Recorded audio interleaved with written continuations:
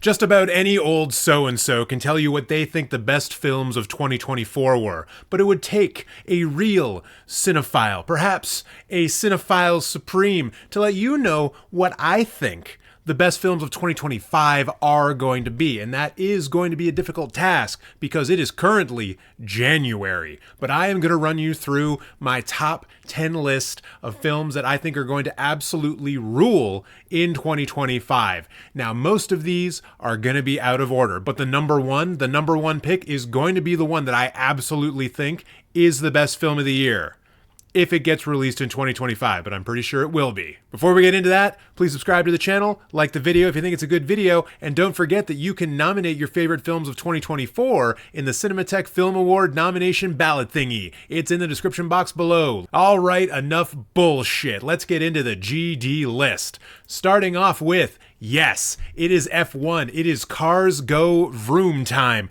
brought to you by the director that made Planes Go Vroom, Joseph Kosinski, the guy who directed Top Gun Maverick. He is back, and he is here to show you that cars going fast is also pretty cool. This movie stars Brad Pitt, and I think one of the best things about this, we know we're going to get that same kind of in-the-car feel that we got in Top Gun Maverick with the planes. They're going to be putting cameras onto cars, they're going to have great sound effects, and this film is being made with the complete assistance of the actual F1, including a number of drivers who are part of the cast. You can just run through these real quick. You got Lewis Hamilton, the GOAT, Max Verstappen, Sergio Perez, Lando Norris, Valtteri Bottas, Yuki Tsunoda, baby. Oh my goodness. This is going to be an absolute thrill ride, and I cannot wait to get on that thrill ride. I don't know if I'm ever going to want to get off of this thrill ride. I am excited. Next, we have a movie that has an exclamation mark in the title, therefore it must be really cool.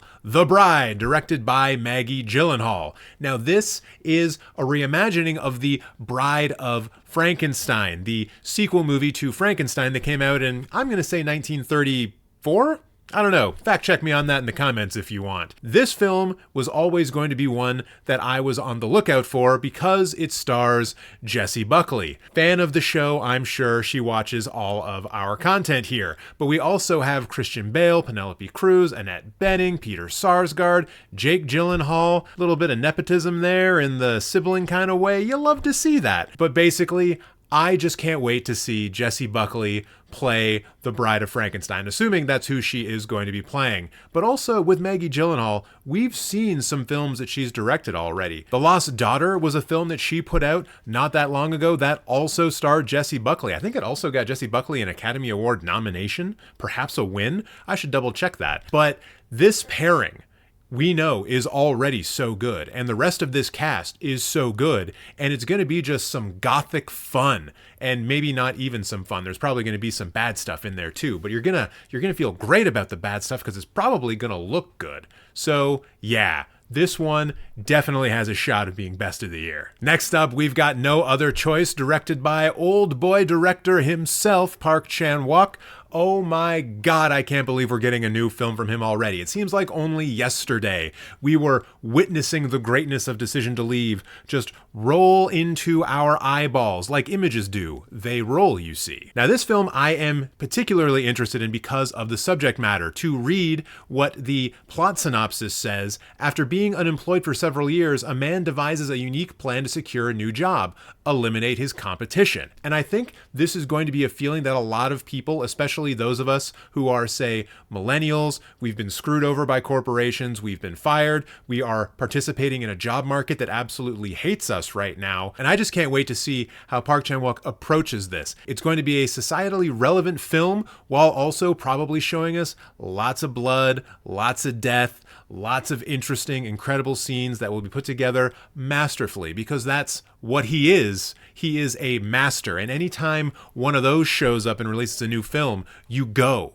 You go, goddammit. Do you hear me? You go. Taking a bit of a turn into the sentimental, we have the next film on this list, Sentimental Value by Joachim Trier. And this must be on the list. Trier's last film, The Worst Person in the World, had two of the very best performances I've ever seen in it, thanks to Renette Rensiv and Anders Danielsen Lee. And guess what? They are both in this film. I am a big fan of Renette Rensiv. I talked about her film A Different Man in the Cinemateq Top 10 Films of 2024 video that I put out a couple of days ago. Go check that out if you haven't already.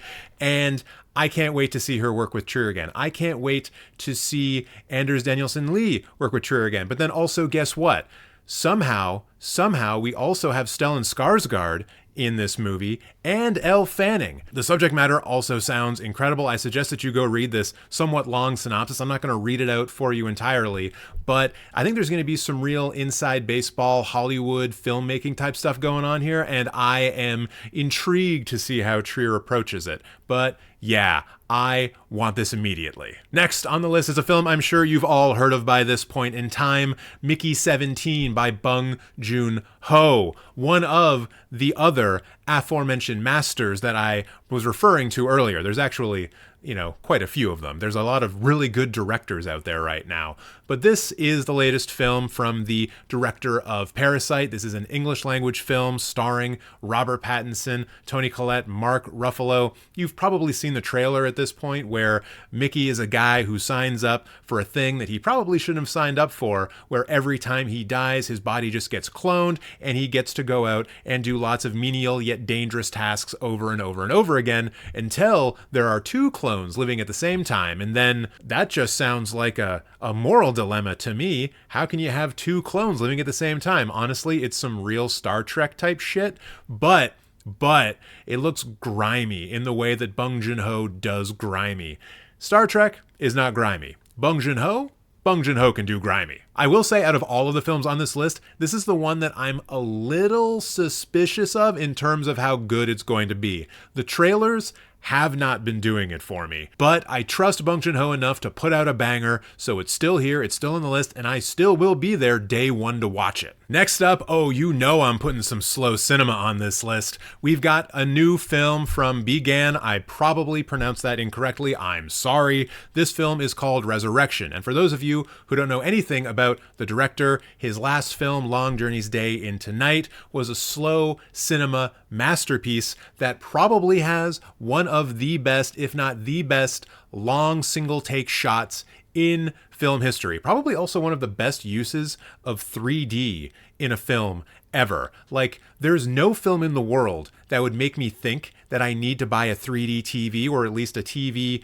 capable of showing 3D movies, except for A Long Day's Journey into Night. That is an experience I would very much like to relive. And I don't know if I'm going to relive that with Resurrection, but there's something about what this film is about that just makes me feel like it's going to be good. Mostly because I'm looking at the synopsis right now and I'm seeing the word Android, and it has nothing to do with my phone OS. So yeah, that sounds great. Hey, slow cinema heads that are watching, are there any other slow cinema films that you're looking forward to this year? You let me know. I need to know. I need to see it. I need to calm down. Moving very quickly away from slow cinema, our next film is Alpha, the newest film from Julia Ducournau, who you may remember as the director of Titane and Raw. Yeah, this one's going to be something. Now, from a cast perspective, I do not recognize any of these people, nor do I think I have seen them in any films before. So from that standpoint, this film is a mystery.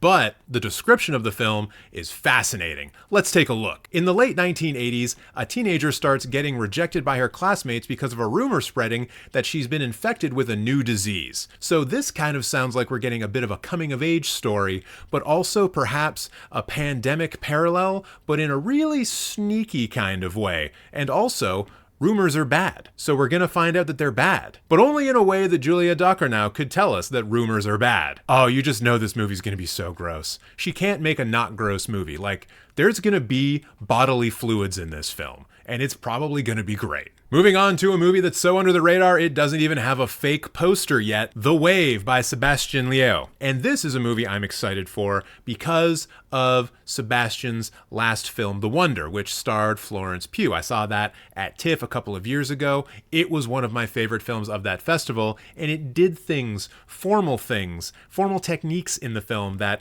I very rarely see and that often stay in my mind well after I watch the film. This film appears to be a kind of protest film, once again with a cast that I am not very familiar with, but that just means there is so much room and space to be surprised, which I am excited about.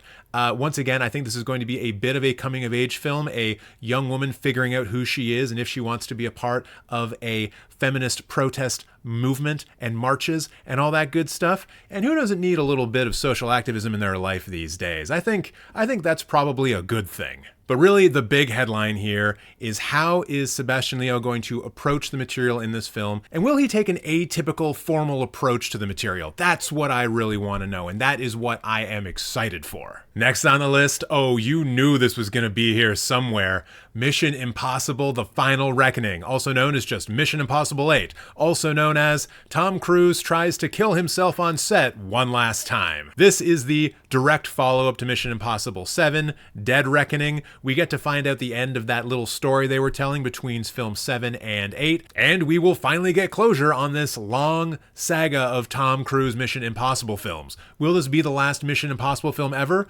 Probably not. The thing that I desperately want out of this movie is, of course, just the big action sequences done in the way that only Mission Impossible films of the recent years have done them.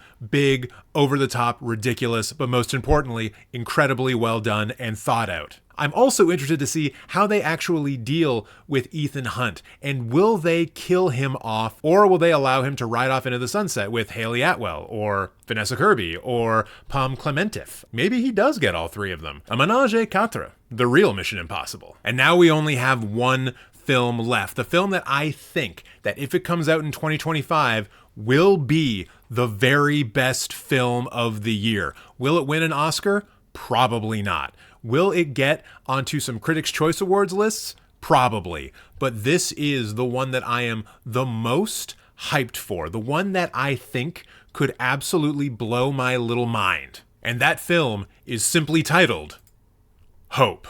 Now, this is a film that you probably haven't heard of, and I'm sure that even if I were to read out the summary here of what this film is going to be about, it's not going to get you super excited. Here, let's run an experiment. I'm going to do that, and you tell me in the comments if it makes you excited. The largely Korean language film will follow the residents of Hopaport, where a mysterious discovery is made on the outskirts of the remote harbor town. Before long, the residents find themselves in a desperate fight for survival against something they have never encountered before. Kinda sounds like we're dealing with an invasion of the body snatcher situation, maybe something weird's going on, who knows? But then, when you start digging a little bit deeper on this film, you start to notice some interesting things. Yes, this is a Korean film, but it also has Michael Fassbender in it. Huh, that's interesting. It also has Alicia Vikander in it. Huh, that's interesting. But what, to me, absolutely sells this entire film is the director. Yes, I buried the lead for a reason. This film is being directed by Nang Hong Jin, who, to you, sitting at home, may not recognize that name. But you know what you might recognize? His last film, The Wailing, baby. Yeah. The guy who made The Wailing is back, and he's doing some weird shit in a small town with Michael Fassbender and Alicia Vikander and a whole cast of other real good actors. Oh my God. I cannot believe this could actually be happening, and indications are that it will be. I believe the film is already done shooting, and this could easily be heading for a Cannes release. It could be in the waiting for a Busan Film Festival release, maybe even TIFF if they want to leave it that much later into the year. We are getting a new film by the director of The Wailing, and it is called Hope. And goodness gracious, I have hope in this film.